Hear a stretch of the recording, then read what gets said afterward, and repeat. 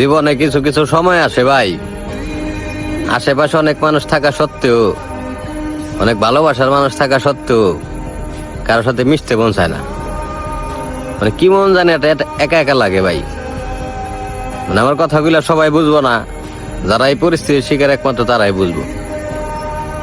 মানে একা থাকার ভাবটা তো আলাদা, যে আমার কেউ নাই ওই সাবজেক্টটা ভাই আলাদা, সে তো একাই।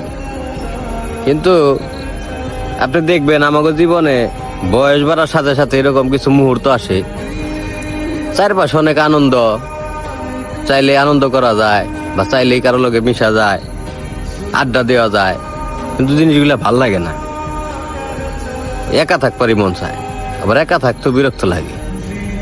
মানে ওই যে একটা কথাই আছে না, যে ভালো লাগে না, কি যে ভালো লাগে না তাও জানি না।